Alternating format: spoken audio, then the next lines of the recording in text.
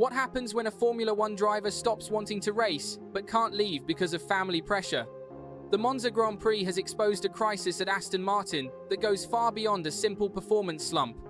Lawrence Stroll's situation in Formula One is becoming increasingly difficult to ignore, and reports emerging from a Brazilian journalist suggest that Stroll wanted to retire from Formula One 2 years ago, but was blocked by his father and team owner Lawrence Stroll. The Italian Grand Prix delivered another crushing blow to Stroll's confidence. A botched pit stop summed it all up perfectly. Stroll spent over 16 seconds stationary, initially delayed by a front left wheel nut issue, and then further held by malfunctioning pit exit lights. To his credit, he played it safe, refusing to leave without the green signal.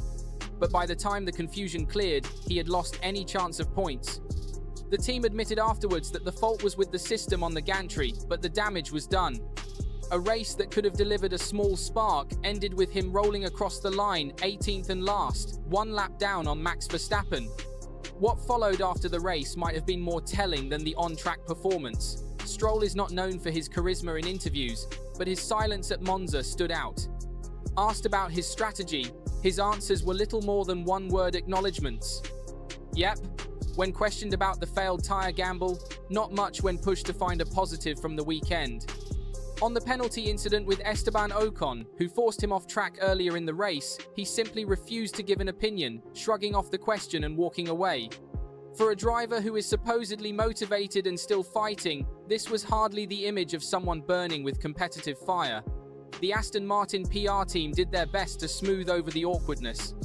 But by the time Mike Crack, the team's trackside chief, faced the media later that evening, it was clear everyone had noticed the lack of spirit.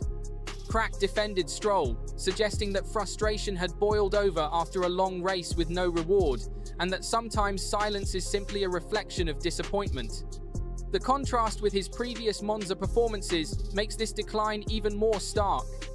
Back in 2017, as a rookie in the Williams, he delivered a stunning qualifying performance in the wet that put him on the front row.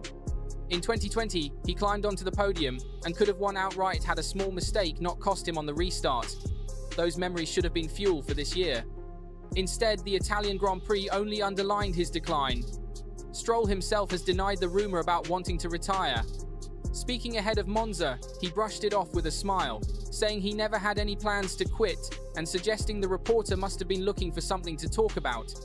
Yet, the denial itself felt thin, especially considering the lack of fight in his on-track form. The Canadian may still sit above Alonso in the standings thanks to consistency across the season, but the brutal fact remains that he hasn't out-qualified his teammate once in the past 27 races. That stat stretches all the way back to Silverstone last year, which is a problem that no denial or shrug of the shoulders can fully explain. David Croft, the voice of Sky Sports F1, previously claimed that Stroll had toyed with the idea of quitting Formula One to chase a career in tennis. And now the latest whispers from the paddock suggest there may have been more truth to that than the Canadian is willing to admit. According to reports, Stroll approached his father not once but twice with a request to step away from the sport, only to be turned down on both occasions. Here lies the core of the drama. Lawrence Stroll has invested hundreds of millions into Aston Martin, turning it into one of the most ambitious projects in Formula One. From their state-of-the-art Silverstone headquarters to the hiring of high-profile figures like Adrian Newey ahead of the 2026 regulation changes, Aston Martin's image is not just about cars, but about family, pride, and legacy. Allowing his son to walk away from that would be nothing short of an admission that the gamble never paid off. For Lance, that reality must weigh heavily, because despite his insistence that retirement was never an option, the body language and the results tell another story.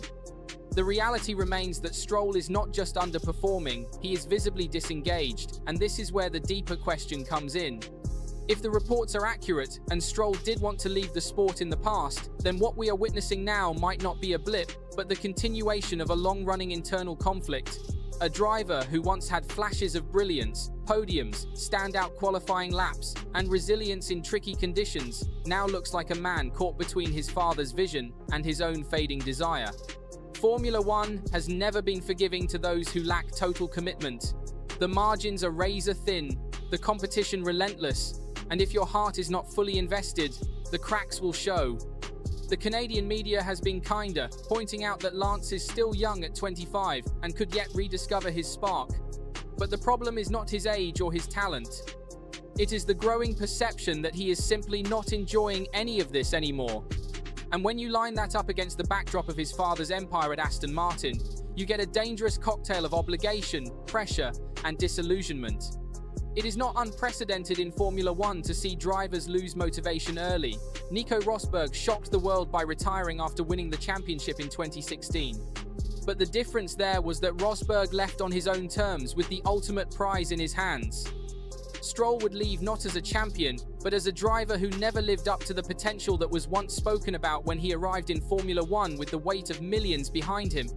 For Aston Martin, the nightmare scenario would be to watch Alonso continue to extract every ounce of performance while their second car drifts at the back, driven by someone whose head may no longer be in the game. The team cannot afford to carry dead weight, not when they are preparing for 2026 with such ambition. And if Lance truly does not want to be here, then eventually, no amount of paternal persuasion will be enough to keep him in the seat.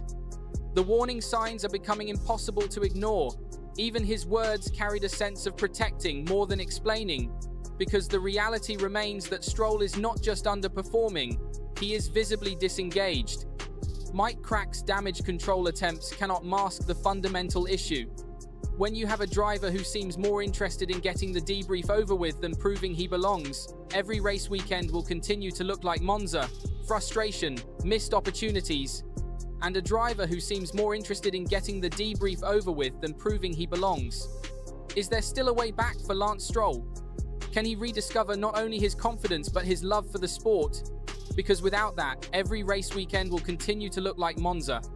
And if the whispers from Brazil are closer to the truth than he would like to admit, then maybe this story has been heading towards one conclusion all along. Has Lance Stroll already checked out of Formula One in his mind? And if so, how long before Aston Martin is forced to confront the reality of a driver who might not want to be there at all? The 2026 regulation changes are rapidly approaching, and Aston Martin's championship window cannot afford to wait for Lance to rediscover his motivation.